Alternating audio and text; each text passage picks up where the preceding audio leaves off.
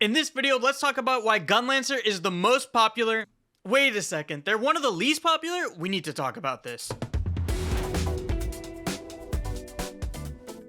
So I'm sure, like me, most of you have seen the charts that other content creators have put out with the distribution and popularity of classes in the West. Now, going into this, I assumed that Gunlancer would be pretty high on this list because it's such a great class. But boy, was I slapped back to reality when I saw the percentage of Gunlancer. Now, obviously, this percentage is skewed due to bots playing Berserker, but still, I was really surprised to see how low Gunlancer actually is on the list. But then I thought about how often I see a Gunlancer in T3, T2, and T1, and I barely see them. It's like there's some mythical unicorn creature that we can only get from Twitch drop. What was even more shocking for me is that Gunlancer is actually one of the most popular classes in Korea. So where's the disconnect? How come the West doesn't like the beefy boy as much? In my opinion, I would chalk this up to the state of the game as well as difference in player preference. You know how we NA players be, we want that big damage. But in all seriousness, if you look at the top classes that are selected right now, it's generally the classes that do the most damage. The ones that have more utility and support are generally at the bottom. Not to mention, I think Gunlancer's damage really starts to take off the more resources you put into him. So Korea obviously has more resources available to them, so Gunlancer does a lot more damage on the Korean servers. Can't really say if they're top damage in Korea, and there's no way I get my Korean citizenship because I failed that test miserably. But from what I've been seeing and hearing, it looks like Gunlancer does do a lot more once you get more resources. But as a resident Chadlancer, I think it's our duty to gas up the class as much as we can so that other people do get to enjoy and experience Gunlancer. Because I think having a Chadlancer in your party just makes it that much easier to clear the content, and it's just very nice to have. The greatest thing about this class is how flexible it is with its builds. Like, you can really help your team out with shields, taunts, damage reduction, CC immunity. It just makes clearing any fight such a breeze. Your 2 awakening abilities are insanely impactful as well. With Guardian's Protection, not only do you pick the world up and drop it on the enemy's head,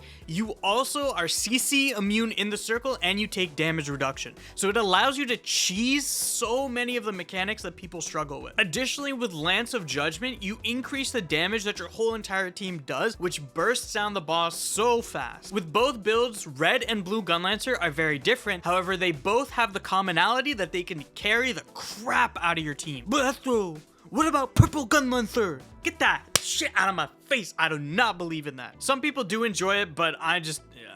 Although in the current state of the game, Blue Gunlancer does not top the damage meters, the tankiness of the class and the amount of stagger damage and support you offer your team really offsets that. You just be standing there in front of the boss, right in their face, having a conversation, taking no damage, no CCs. It's a great time. Meanwhile, Red Gunlancer is just as impactful with the amount of damage you do, weak point damage, as well as stagger damage. Now, you do take a little bit more damage, but you're still a Gunlancer, so you're not gonna get one shot. Plus, with the upcoming changes in Korea, Red Gunlancer is gonna be getting a buff, which will make them even stronger. I think the scalability of the class is also something really important to mention. Especially with Blue Gunlancer, you're going purely off specialization. This is huge because not only does it increase your defensive abilities, but it also makes you much stronger offensively. As we get better and better accessories and our specialization gets higher and higher, we're just gonna be doing more damage and taking less damage. And Red Gunlancer just be going off crit, so they're just gonna be bip, bow,